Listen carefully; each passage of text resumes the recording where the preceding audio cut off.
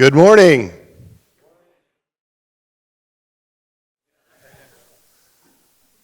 We got to get you off of Broadway and into this room, right? Wonderful to have you all with us.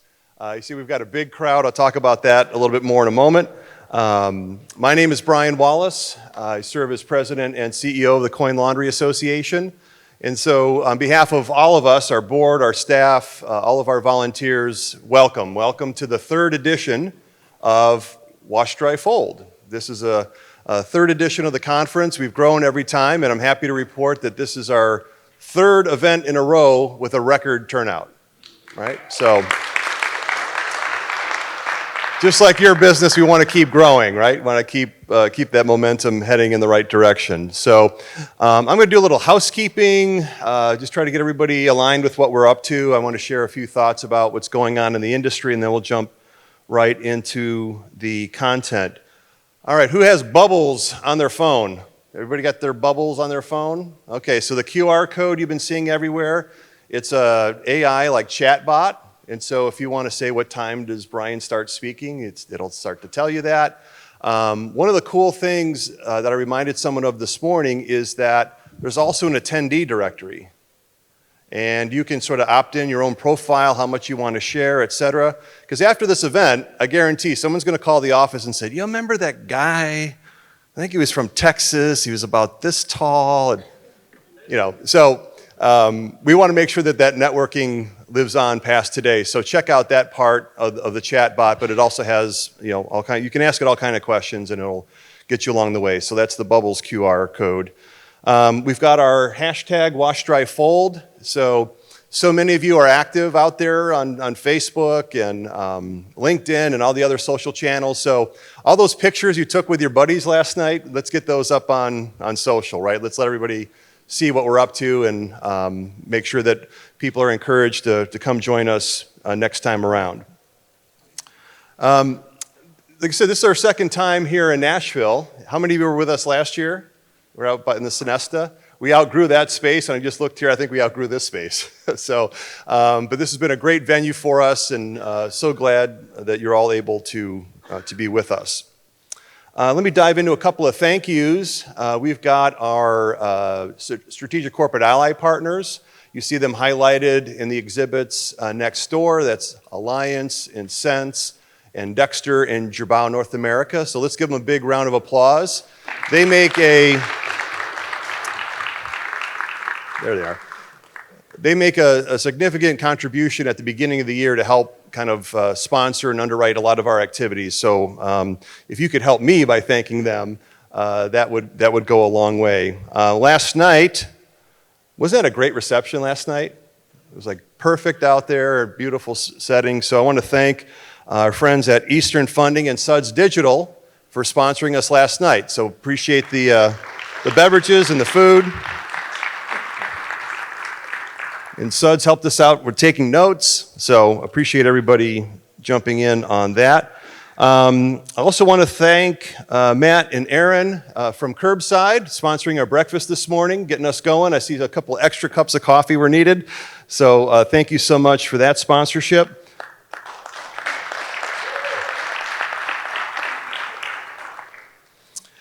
And another quick show of hands, if you're on the CLA staff, on the CLA board, about to be on the CLA board, you want to raise your hand?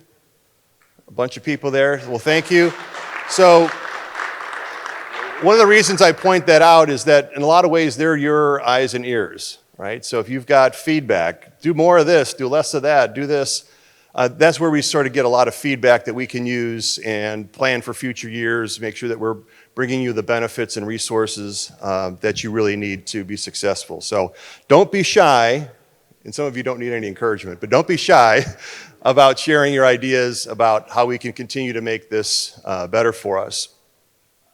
So the next thing I wanted to ask, and I'll get the show of hands part of this out of the way. It's my favorite question. Who is here for the first time? Holy cow. Isn't that amazing? Welcome. Welcome. You're in the right place. Hopefully you feel that way already. You're in the right place. And those who did not raise their hand, they are here to help you. If you haven't already figured that out, just always say either say, how's business? Where's your laundromat? Some kind of icebreaker, and then that's going to lead to lots of questions and answers. And we're going to have incredible programming here, but the best resource are the people sitting with you, right? They're willing to share, and please take advantage of that. And I was with a group last night, and they said, how many lifetime friends I've made through this organization? And it's really, really incredible. So I appreciate that very much. All right, how many of you are doing drop-off laundry? People can come in and drop off their laundry, the old-fashioned, okay. How many of you are doing delivery? Wow. And I guess I have to say commercial accounts, doing commercial accounts. Wow, okay, that's amazing. I happen to have the early results from our annual benchmarking survey. They haven't been published yet, but I figured you might be interested in a couple of these numbers that came through. All are way up on those 3 questions I just asked. So in our benchmarking survey, the number that said they're doing drop-off, wash, dry, fold, 67% of operators. Delivery, that was the biggest jump, up to 38% of laundromats offering delivery, and 51% doing commercial. So this is a wave that we're all kind of riding in terms of broadening out our business. And earlier this year, we talked a little bit about the rebranding that we did with CLA. And part of that sort of equity in the acronym approach that we took with our branding is the fact that we're not just coin laundry anymore, or laundromat, right? We've got people in the room that don't have a laundromat, right? But you have a laundry business, right? People that have built standalone plants to support the business. So, the definition of what we're doing, the lines are blurring, and so you'll see some of our new URL later this month, and some of our socials are now tagging out at the Laundry Association. It's a broader definition of what we're doing. Another thing that you might be interested in from that same survey is we always look at the average revenue per laundromat. And I did a little bit of work on this and tried to chart it out over the last couple of years in terms of increase or decrease in gross sales.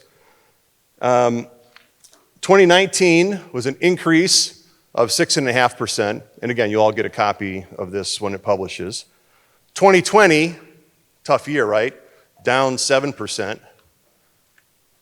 Compared to just about anything else, down 7% was pretty amazing. And then in 2021, up 7.3, 2022 up 7.0, 22, and then in 23 up 12%. Why are we up 12%? Inflation's part of it, right? Then prices are up. I think you're doing more business, right? Larger stores, larger capacity, and these ancillary services that are complementing the self-service revenue in a lot of cases. So we had to do a little deeper dive to get into the thing, but it's just food for thought, right? Why are we growing? And what are the things that are driving that? And what can you pick up this week that will help you make that happen? I wanted to just add another set of thank yous. Many of you know that we've got a lot going on in advocacy. Maybe we'll have some more time to talk about that tomorrow in terms of legislative and regulatory. But I wanted to call out a couple of our partners that are here on the microfiber issue that crept up last year in Illinois and California, where we hired lobbyists to help us avoid having to put a filter on each and every washing machine. I hate to tell you, but yesterday, New Jersey and Pennsylvania pre-filed legislation on that same issue. But we've been very effective at making our industry's case that we want to be a good partner. We want to help the issue of microplastics and microfiber pollution. We just can't do it with a filter on every single machine, right? We need to come up with a different solution together. And so that lobbying is expensive and kind of beyond our normal parameters for being able to do that. So I wanted to thank Alliance, Dexter, Gerbau, and Laundry Luxe, all of whom stepped up with an additional assessment this year to help us continue to fund that fight. So that's really important. And again, if you can help me echo those thanks, I'd really appreciate it.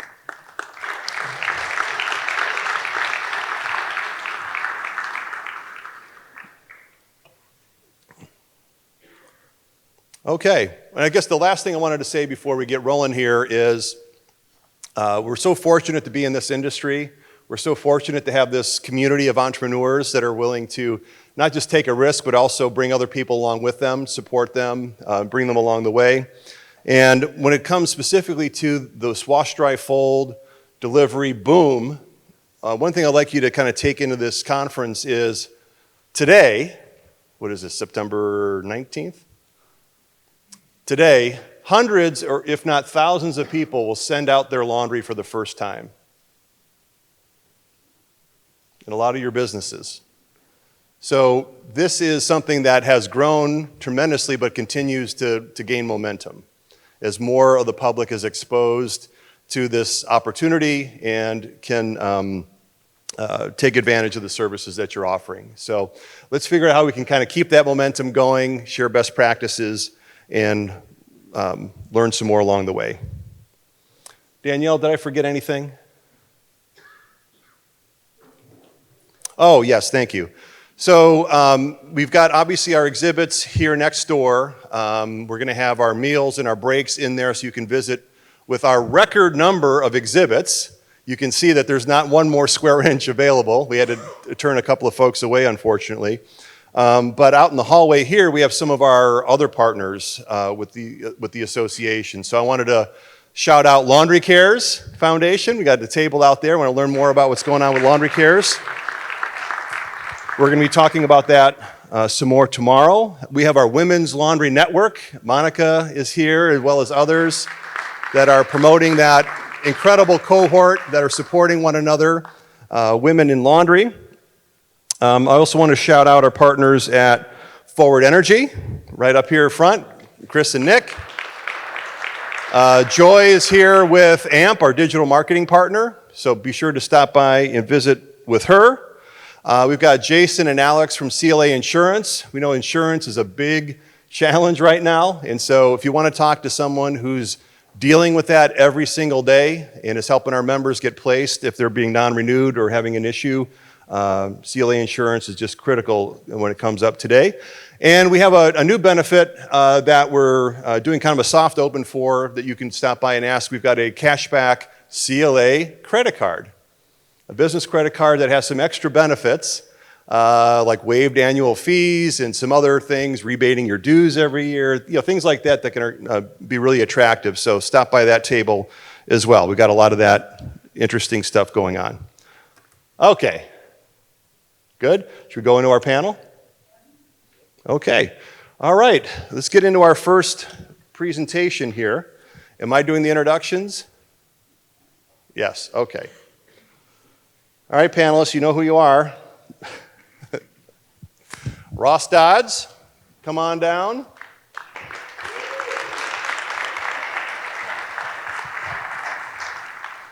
Kelli Reed, come on down.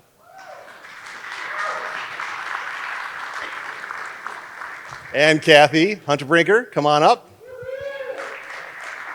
You're all mic'd up and ready to go.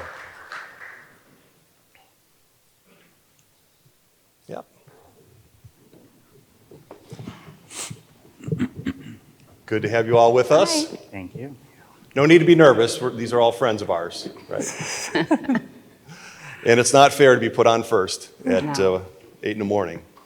So what we like to do at these events is, try to kind of a little bit of a table setting from the beginning, a little thought leadership, kind of really, asking some of the questions I think we all have in mind, and hear from some people that are actually out there doing it. Kathy, you mind just doing a little short introduction of who you are and what you're up to? Yeah, so my name is Kathy Huntebrinker. My husband Mark and I own Simply Clean Laundry Service in St. Louis, Missouri. We're a little unique to the business. We started as a cloth diaper service in 2006, and then we proceeded to start commercial laundry and residential laundry. So we've never owned a laundromat. Case in point, right? All right, Kelli? I'm Kelli Reed. We're out of Kentucky. We own Splash 'Em Out Laundries along with my husband, Joe Dan. We've been in the laundry business for approximately 20 years. We just recently opened a private facility, moving everything from our laundromats to there. We really enjoy being in the business, and we're glad all you guys are here. And Kelli, how many laundromat locations are there that are feeding into that plant? We have nine stores. Okay, great. Ross, what's going on? Hi, Ross Dodds out of Los Angeles. My husband and I started with laundromats first. We have 11 currently, and then similar to Kelli and Jodan, we just recently moved from, we did have a facility that we built in 2019, and we just moved to a new one that's 6,000 square feet just last year for our pickup and delivery through Wash Club. Okay, so pretty interesting kind of spread here. People that have been doing it a little bit different in some aspects of the model, and some things being the same. And so we've been charged with talking about innovation. So we've seen all this incredible progress in this space, and especially for a group like this, we want to be talking about like what are the cutting edge innovations that we're seeing. And so I just thought maybe kind of go back through the same rotation, starting with Kathy. Like what are some of or pick one, innovations that you're sort of excited about in terms of how your business is coming to market? Yeah, so this year we installed new washers and reversing dryers, which allows us to dry everything much quicker. This increased our capacity by about 40%. We also installed new auto-injecting chemical pumps so that we're not hand adding any detergents, especially for all of our residential accounts, which is really growing a lot. Outstanding, great. Kelli, when you say innovation, what comes to your mind? So we, once we opened our closed facility, we purchased a Voltex, which helps us streamline our employees, not necessarily downsize, but it helps us make more use of them. We just purchased a Continental ironer, so that allows us to go out and get additional business streams to our business. We are currently in the process of retooling our washers at our closed facility as well. So we're hoping that with all our current and future items, we're going to be able to move a lot faster and just use our system a lot more efficient. Okay, so I'm hearing a lot of like reinvesting, like you're putting the capital at work to make sure that you can handle the volume, do so efficiently. Ross, what does innovation mean to your business these days? Well, similar with the facility, we have the auto injection, and then we also got ozone in this new facility.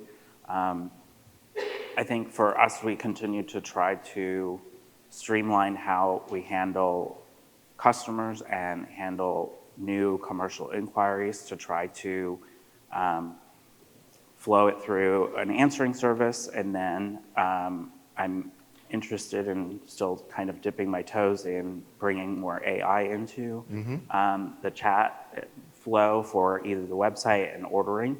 So we're working on that stuff to try to bring down our overall payroll and how much has to come to me. Well, I'm going to stick with you, Ross. One of the other topics we shared with you in advance was the issue of delivery vehicles, fleet. Ross, you've got a little bit of a social media reputation for your good luck when it comes to vehicles in the fleet, but I'd love to hear from you in terms of innovation, technology. What are some of the things that are on your mind when it comes to getting the laundry from point A to point B? Yeah, I mean, we swapped out our vans for Chrysler Pacifica plug-in hybrids. So that will do 32 miles on the charge before switching over to gas.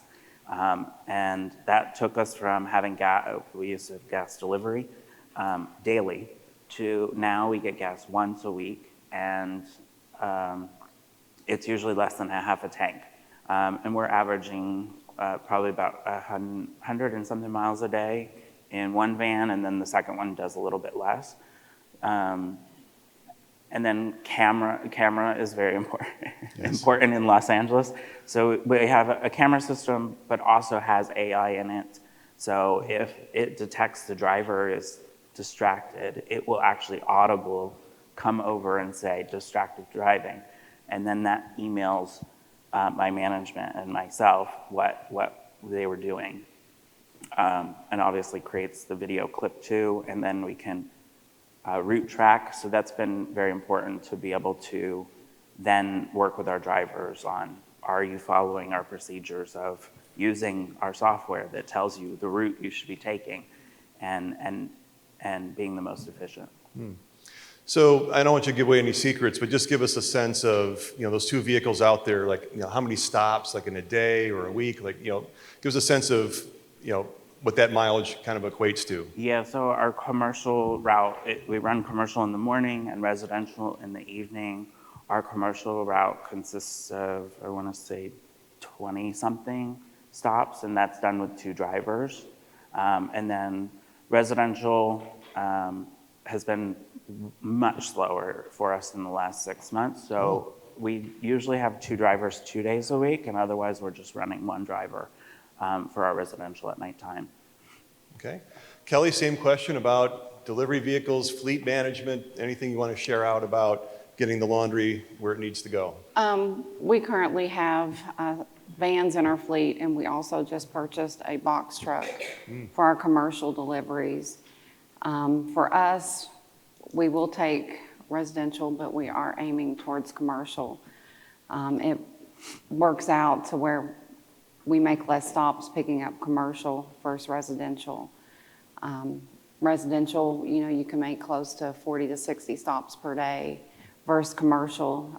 If you have good, solid clients, you might pick up maybe 10 to 15 per day. So it just lessens the wear and tear on your car, your payroll. It just increases your profitability. Okay. Kathy? Yes. So we have minivans and we have trackers on all of our vans. So every day we get reports of how their driving is, things like braking alerts, speeding alerts. We have looked into the cameras to watch for distracted driving as well. We can also use those trackers to really see how long they're taking at each stop, how long they take to load and unload, and then we take all that information and put it into our metrics that we talk to the drivers about how to be more efficient. A lot of our routes, we combine commercial and residential, but again, if they are heavy on residential, then they'll do 30 to 40 stops a day. If they're more commercial, it's probably more around 20. Good. Well, and this reminds me of an opportunity to just quickly mention insurance, because a lot of the innovations you're talking about are one way or another related to keeping this all insurable. So again, with Jason here and Alex here this week, one of the things we run into a lot is folks being not fully insured or properly insured for the delivery part of this business. So it doesn't hurt just to ask the question. Those guys know it, chapter and verse. Just make sure that as you're taking these different measures to try to reduce claims and, of course, efficiency and measuring your team, but at the end of the day, insurance is a big part of that, and I know you've all been dealing with that. Okay, some other innovation topics. Well, a couple of you touched on labor, but I'd like to revisit that a little bit in terms of automation and some of the things that you're doing to make sure that you're getting the most out of your team. So whether we talked a little bit about your delivery team, but let's talk about production, Ross. Like, what are some things that that you've looked at to help sort of streamline how they're helping you get this laundry done? Yeah, I mean, we stagger shifts, so somebody starts in the morning, typically 30 to an hour before anybody else comes in, so that everything can be in the wash already. And then they kind of split up amongst themselves who's going to continue loading the washer to dryer and then to folding. Yeah, that's it for me. Okay, good. Kelli, you want to talk about labor a little bit more? So one thing that we have implemented in our stores, we've in the past always had 2 shifts of workers. We currently added smart lockers to each of our locations, which allows us to only have 1 shift from 2 until close. Our smart lockers notify us when a drop has been put into the lockers so that we can either have second shift process it, or we can actually put it on the route for pickup and delivery. As far as our warehouse, we have everything preloaded the night before, so we set our washers to start approximately an hour before our shift comes in. So when they come in, they can go ahead and start processing the laundry, and that helps save quite a bit of time. Our driver comes in approximately 2 hours after our first shift of processors come in. We have 2 shifts. The first shift comes in around 4 a.m. and the second shift of processors comes in approximately 9 a.m. All of our stores are strictly first and second shift. We don't have any 24-hour stores. Sometimes we do stay longer in the warehouse depending on the orders we get. We do try to get our team members home, at a fairly reasonable hour. It just makes for a good working environment for us and our team members. Yeah, especially these days, like those Yes. lifestyle considerations for your team become that much more important. And Kathy, you talked about auto injection, but what are some other things that you're looking at in terms of automation and optimizing your team? Because you've got a lot of laundry to do. Yes. So in our plant, we do most days run 24 hours, Monday through Friday, and we stagger shifts as well. So our first shift comes in around 3 in the morning. She gets things washing and ready, and the rest of the team comes in throughout the morning. We also do it a little different, that we have certain employees that only do the washing and some that only do the folding, so that not everyone is loading machines and dryers. We think that really cuts down on the chance of error, and it lets our folders just totally focus on folding and really increases their speeds. Wow. Okay, I'm wondering if I would be a loader or a folder. Right. I like to think I'm pretty good at folding. Okay. Wash chemistry.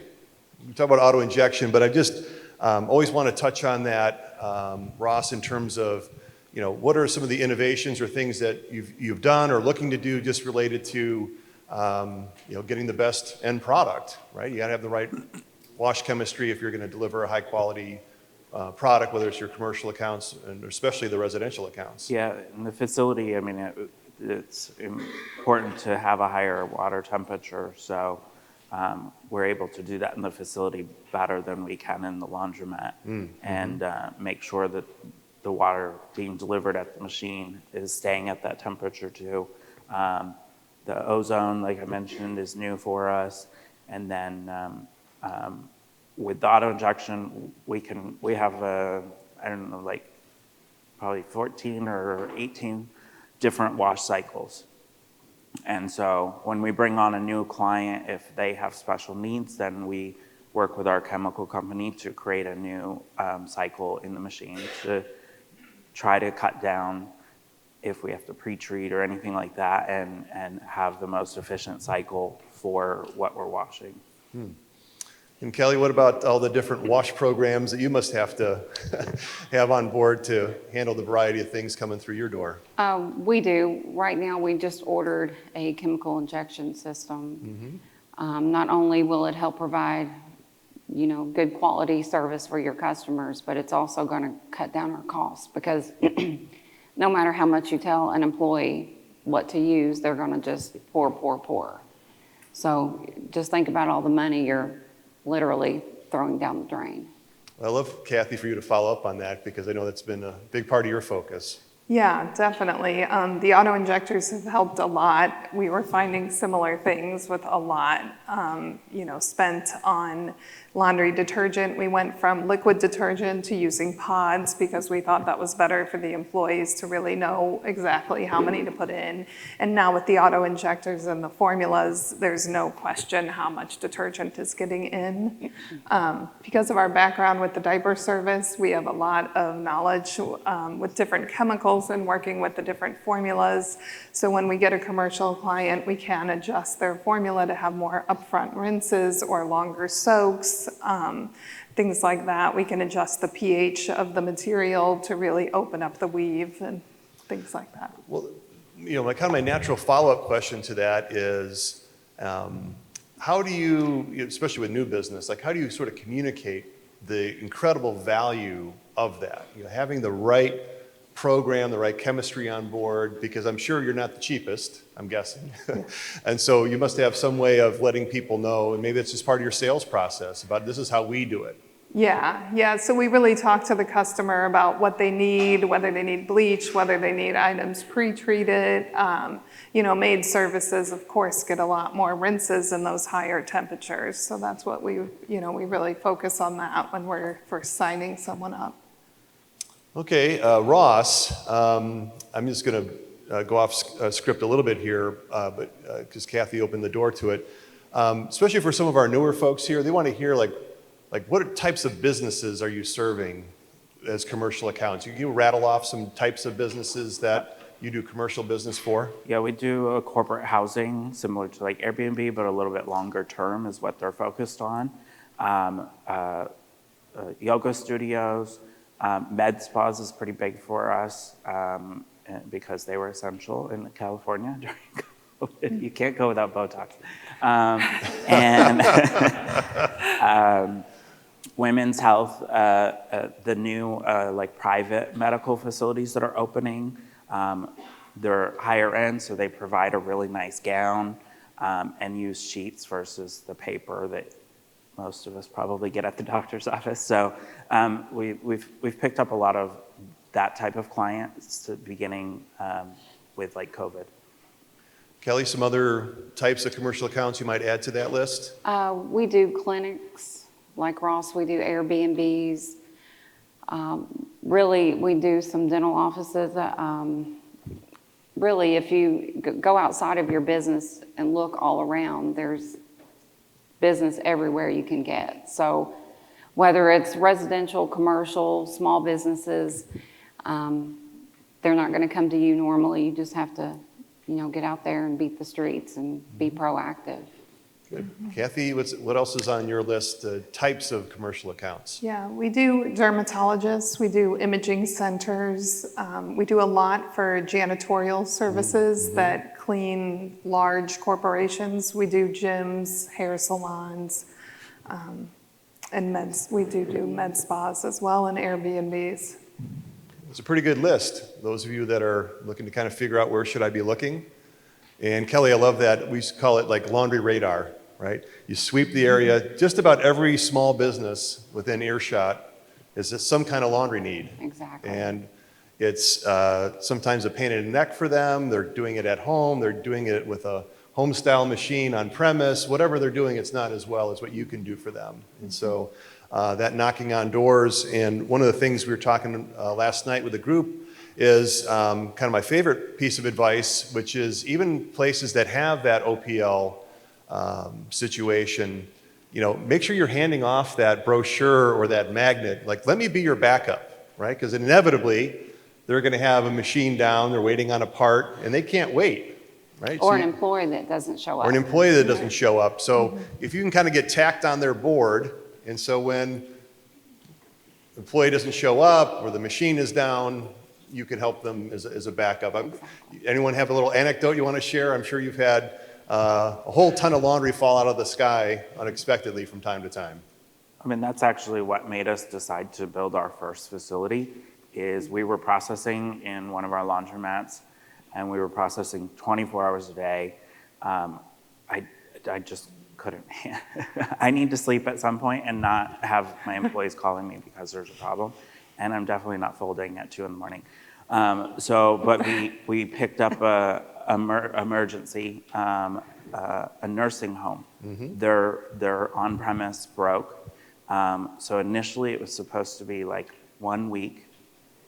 And we did 2 pickups a day with them. We were processing like almost 3,000 pounds just instantly with them. And it was like, wow, if this ever happened again, like we really upset some customers. So that's when we started building our facility.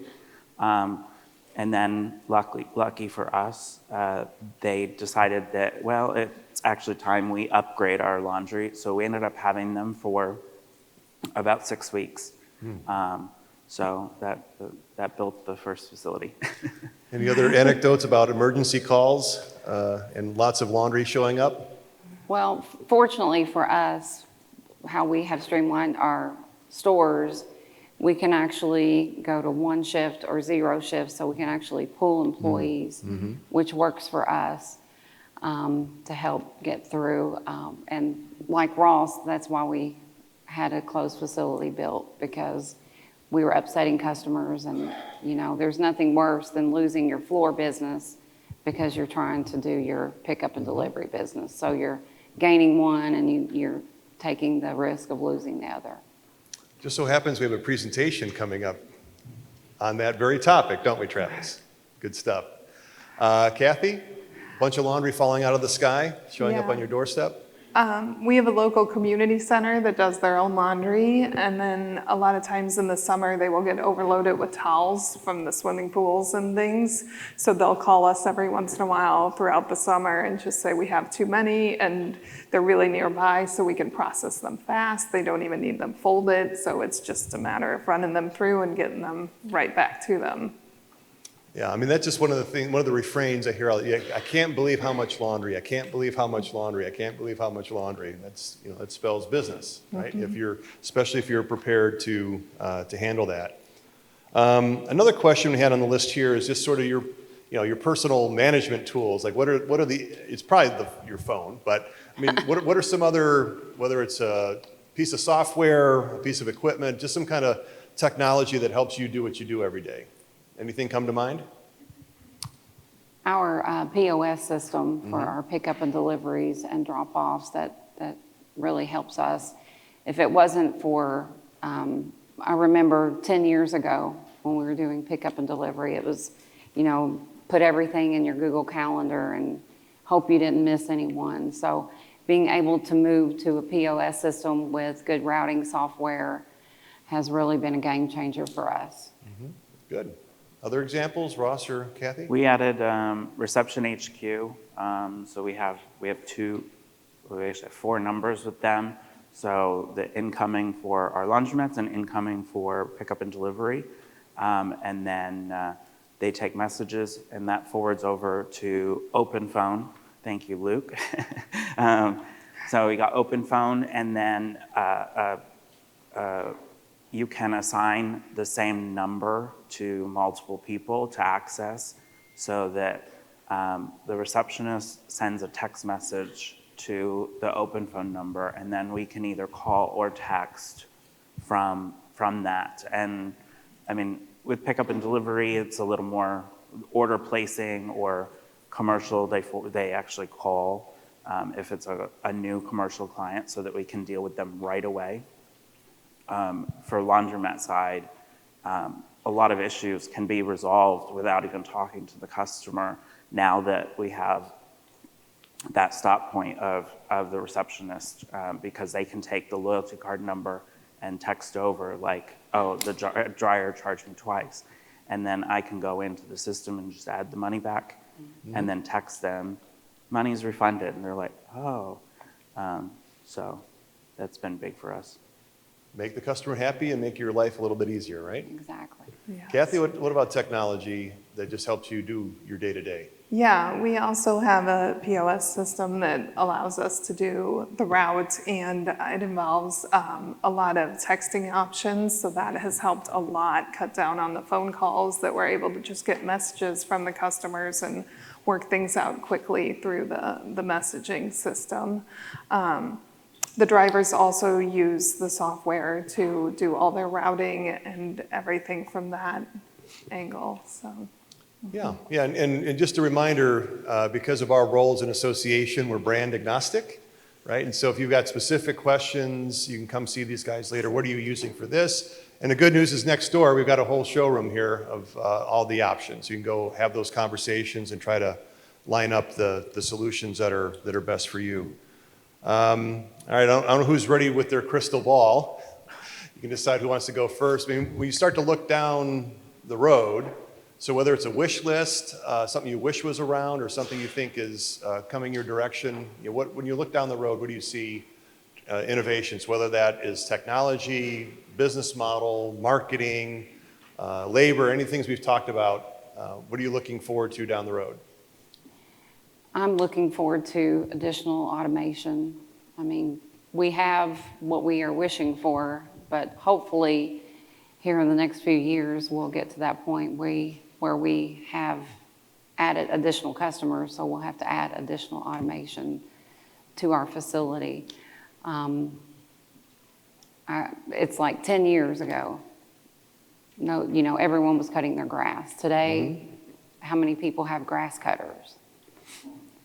So it's getting to that point with laundry. Nobody has time. People are time poor. They want to spend time with their kids, their family, or they're just simply working too much and they don't have time. Yeah, I mean, there's just gonna be a lot more laundry to do. So Kathy, what's on your wish list or looking down the road? What are some of the things that come to your mind in terms of innovation in models or technology or marketing or other things that you're doing?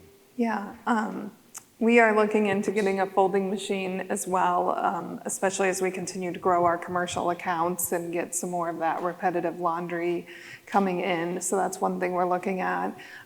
We currently own the building we're in, but there is land around it. So we have thought about building extra storage. We are, as we expand, we could use a little more room. So that's some of the things. We've also looked at subscription service. Right now we're just per pound. So we've thought about going to more of a subscription based, and we're thinking that through. Okay, good. Ross, you're always thinking a few steps ahead. I think just continuing to streamline interactions with the customer so it can be more instant. I mean, like it or not, Amazon has trained us that why can't we have it in an hour? So we're just kind of continuing to try to add more options for chatting and versus long calls and stuff like that. So I think AI, robots, maybe. Yeah, I mean, just a little plug for the Clean Show next year. I think you saw it on a slide, August, 23rd to the 26th. I think you're going to see an unprecedented amount of options when it comes to automation and other things to help streamline the processing of laundry. This 3-year break between shows, I think, is going to really surprise some people with what is going to be on the market for us to take a look at. And again, we're going to get a peek at some of that over the course of this conference in terms of the tabletops and some of the presentations that are yet to come. Let's see what else that we did not get to. And I want to see if we've got time for questions, if that's okay with Danielle. Can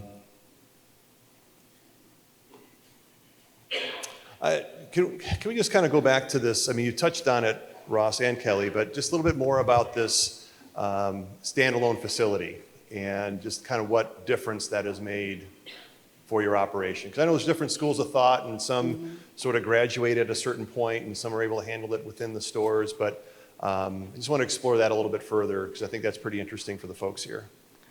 For us, it was being able to get the automation along with our employees to have a consistent job, a consistent folding. Like the Foltex folds everything consistent. Our ironer, does everything consistent. So like Kathy, we have different employees that are in charge of different stages of the laundry system. So for us, it was to alleviate from being within our stores, but it was also to have that good product for the customer so that we can grow, so that, you become a word of mouth wherever you are, so you just are able to grow. Mm-hmm. How much of a role did storage play for you, Ross? Oh, yeah. I mean, because that's for us. Yeah, that's the bugaboo I hear all the time. Is just Right. I don't have anywhere to put this laundry. Well, that was part of the problem at the stores. We were piling stuff everywhere. We have 20,000 square feet, and then we have a separate building behind that. So we're able to store, and we do actually store some of our clients' linens as well, where they might have a small room at their hotel. They just don't have the storage space. So it works well for us because they actually become dependent on us to where they're going to keep coming back if we provide that good product. Okay, storage, Ross, is that I think a factor? being in Los Angeles and our size of stores, I mean, when I started pickup and delivery, we were operating out of the laundry was 1,800 square feet, and I just happened to be lucky enough to take the little side after the fire that happened. So we had a little extra storage, but I mean, 1,800 square feet in a densely populated, that laundry is already pretty much operating at its full capacity by itself. So I think our store sizes and washer capacity is what pushed us to have to go private, probably sooner than we'd really need to otherwise. And then again, the consistency, I mean, a lot more can get mixed up, or when you're working with your customers too. If you're lucky enough to at least like have a little separate area within your laundromat that you have some machines and can process, then you can stay within your laundry a lot longer, I think. But yeah, I mean, customers, they think it's in this dryer and it's really in this dryer. And if you're processing a fluff and fold order, all of a sudden they're walking out the door with the fluff and fold order. Yeah, even though it's labeled, they'll still do it. So Kathy is our resident non-laundromat owner, a growing number of our members that don't have a store. How have you approached some of those needs for the facility in terms of storage and production? And I've seen people, trying to optimize vehicles getting in and out and easy loading and those kind of things. Can you talk to us a little bit about that? Yeah, so one thing that we use a lot of is shelves on wheels, so rolling shelves. So the drivers are able to pull into our plant, which is nice to not be out in the weather unloading and loading. And then we have rolling shelves. They load everything onto the shelves. When the shift comes in for our residential washing at 3 in the morning, she'll roll that right to the washing area. And then the standalone facility is really nice because we can have really large folding areas. So our folders have large tables with storage underneath that they use. They put the clean laundry back on rolling shelves again. And then the routes are organized on these shelves, ready, labeled with the driver's names, and they can roll them right to their van and load up from there. So it's really nice to have all that room and the movement of the shelves. So it makes me think about like health and safety, ergonomics. So anything to add, Kelli or Ross, on that part of it? Fatigue mats or We do have fatigue We mats. do too. Anything else that, like, how are you making it a little bit easier for the?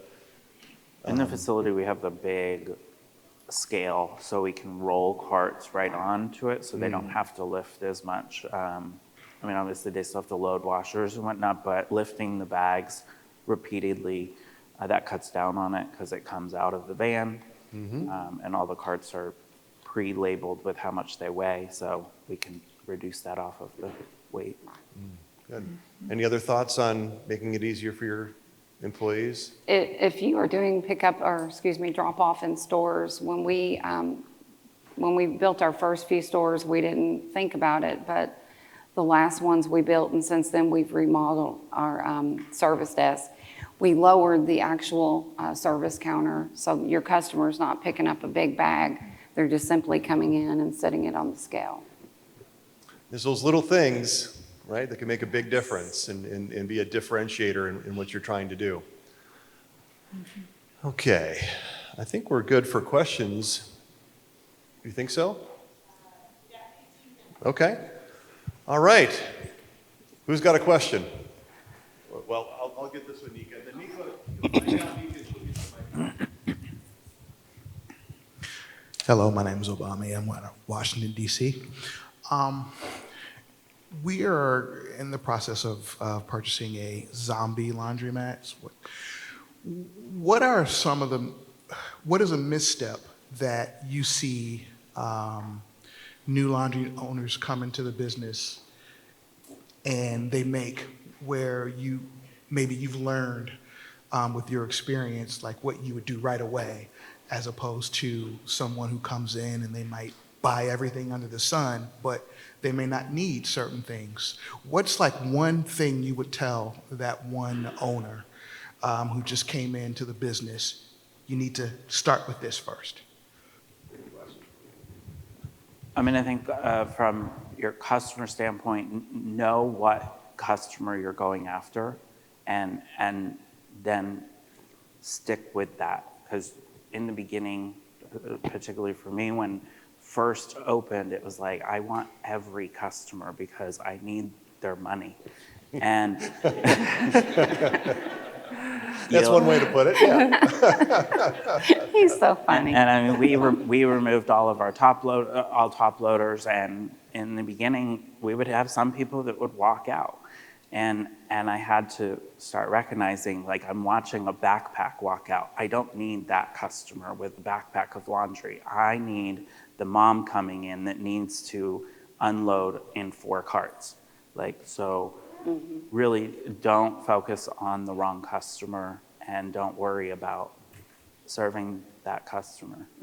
Okay. Any other beginner advice? I think you need to take a step back. So if you're wanting to retool or not retool, I'm not sure which way you're going to go. Do you want it to continue to be a zombie mat, or do you want it to flourish? There's a reason why it's a zombie mat. For us, we immediately retool all of our equipment so that, and put up, a sign, new ownership, so that they know that you're coming in, that you're not the past owner. I think that's very important to do first. Customers will start to see you do small things like paint, flooring, little things like that. You want a good, clean atmosphere with good lighting. You want it safe for your customers and your employees. Have cameras, have a security system. They want to know that they're safe when they come into your facility. Well, for the both of you, and then Nika's got a question for us in the back, but I'm sure you've had this experience where you take over a store, you fix it up, and customers are literally thanking you. Thank you so much, right? Yes. Thank you for taking better care of us. Thank you for cleaning this place up. Thank you for, and it's really a good feeling, right? It Because is. business is soon to follow. Everybody likes nice things. Yeah. Okay, got a question back here?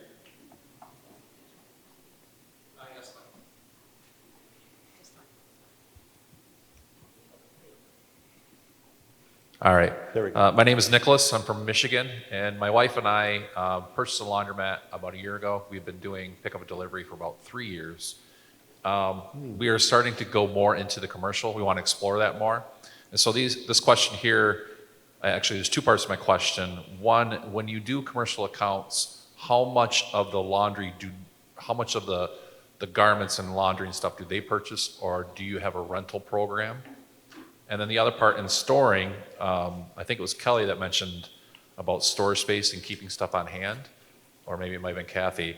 Do you rent that space back to the customers as an additional revenue stream for holding it for them? It depends on how much they have. Usually, yes, we do, because they're taking up space in your facility, and you just kind of work that into your pricing when you go meet with the customer. What I like to do when I'm going to a new facility, like a hotel or wherever that may be, I like to go visit that particular place. Am I going to have to take a van? Can I load it on a dock? Can I use my box truck? If there's a restaurant attached, can you get their laundry from the restaurant?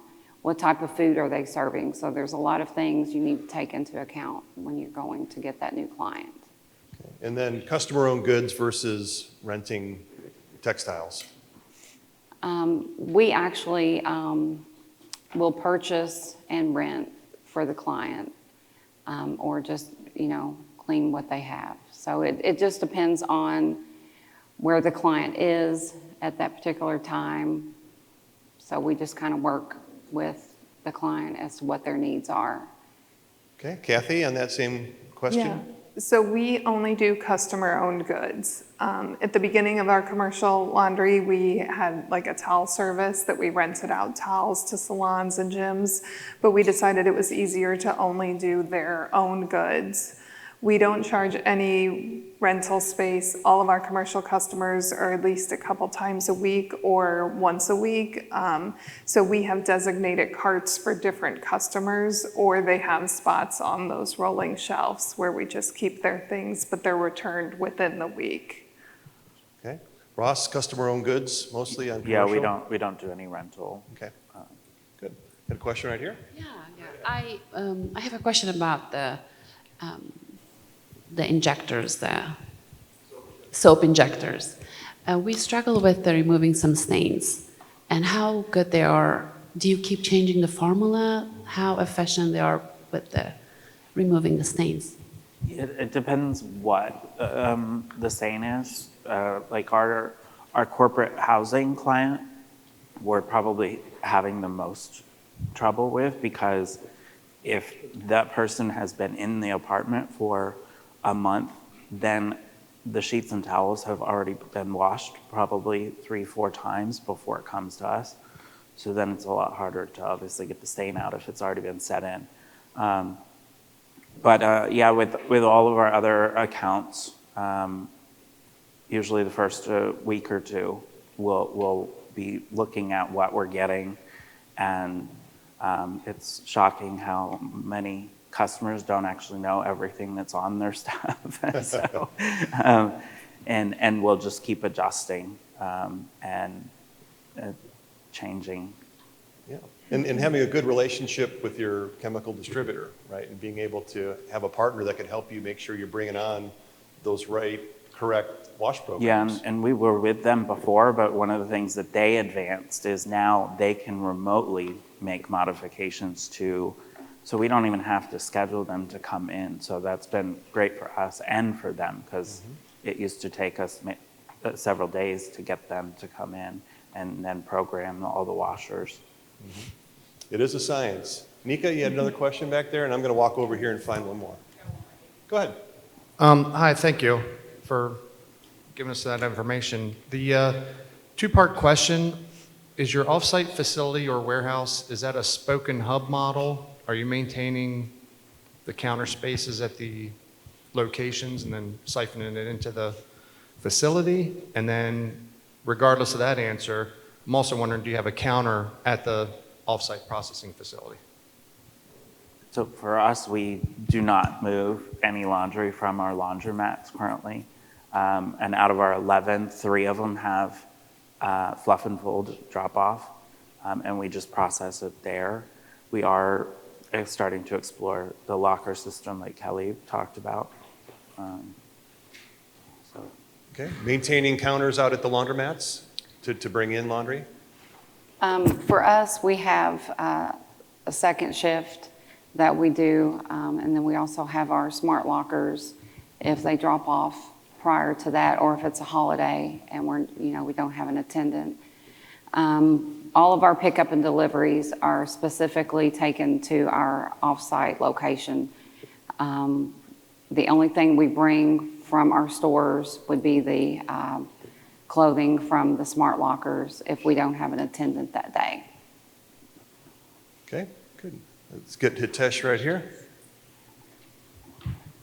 Hey, how do you break down the cost or then come up with the profit number given the different expenses for drop-off and delivery? So in other words, that's an age-old question, right? Determining the right price. And so some people keep it standardized, and every commercial client pays something a little different. I mean, where do you guys fall on that? We do have a standard price. However, we have to take into account what are the items, how fast are they going to need them, are we going to have to do special treatments, are they going to need to be ironed, folded a certain way, bagged a certain way. For example, we have a large account that we do, and we charge them extra because they literally want a set of linens bagged, like 2 pillows, a bottom sheet, a top sheet, whatever goes into that particular room, we have to bag separate. So you have to take into account your specific client. Okay. Any other thoughts on that process? I'm sure we've all made some mistakes undercharging a client and figuring it out later. We have minimum per pickup, and just kind of like increasing washer and dryer prices in your laundry, sometimes increasing them per pound is the only thing they're focused on. So we just increased the minimum so that we could leave some of our customers at the pricing that they had for a while, but still get our increase. And then our biggest challenge, I think, especially with other small businesses that we're working with, is getting them to understand that they need more than enough towels to get them through one morning. Like they're calling at 8:30 going, "Where's the driver? We're out of towels." And I'm like, you opened 5 minutes ago. How can you be out of towels? The customer's always right, Ross, come on. Yeah. Anything you want to add to that on Yeah. pricing structures? We have similar, that we have a standard range for our commercial accounts that we usually go, janitorial services are in one range, versus more massage therapists and things with sheets and things are a higher range. And then within that, we do look at, how far it is, how much work it would be, and we include minimums for everything. And often with our residential service, if we don't increase the per pound, we will increase that minimum. Good advice. Nika, last One- question. one last question. Last question. Yep. Hi, I'm Dave from Atlanta, Georgia. I guess my question is more of a general question for all of you. First of all, thank you all for being up there. Incredibly insightful information. What are one or two things that you are confident set you head and shoulders above your competition? When I got into the business 20 years ago, over 20 years ago, show you where this industry has come. What set me apart was a handwritten thank you card and a piece of Dove candy in the envelope on the delivery. Differentiators, what comes to your mind? I think one thing that sets us apart, especially on the residential side, is that we are a local, family-owned company. So when people call, they almost always get me or my assistant, but usually it's me that they call, they email. So especially the older adults, that's really helpful versus some of our competitors that are more nationwide, that you might be calling in a different city and getting someone that has no idea what's happening in St. Louis. We've really worked on making our webpage more local pages and more real pictures of us and our work so that people call, and they will call and they'll say, oh, I saw your kids on the webpage, or, I know where you grew up. And it really makes a difference to make those connections, especially with the residential customers. Okay. Other differentiators that you think have been important? For us, I would think your presentation on your end product. People like to see, you can't make a first impression twice. So that's one thing that we really grind into our employees' heads. Do a good job the first time. People want it done right. They, usually aren't looking for something free. Another thing that we do on our website, when you go to our website, it will pop up. Jodanne and I will, give a greeting. Thank you for, coming to splash them out. And, it's just so that gives a personal touch to your website as well. Okay, Ross? I think that's been what helped us grow, but also has become our challenge is that, like, when they call, now they are getting a call center, but even in the call center messages, a lot of times it will be like calling to speak with Ross. And it's like, I can't always be. So that's been challenging as we've grown because people have gotten used to that they're always getting to talk to me or my manager. And so trying to balance that, I had a lady school me the other night because I was out to dinner and she kept calling. And she was like, so then when I called her, she was like, I want to speak with you. So then I called her back and she was like, Ross, I saw your video. Congratulations on growing. Don't forget about the customer. And I was like, I was at dinner. Laundry never sleeps, right? We know that. Yeah.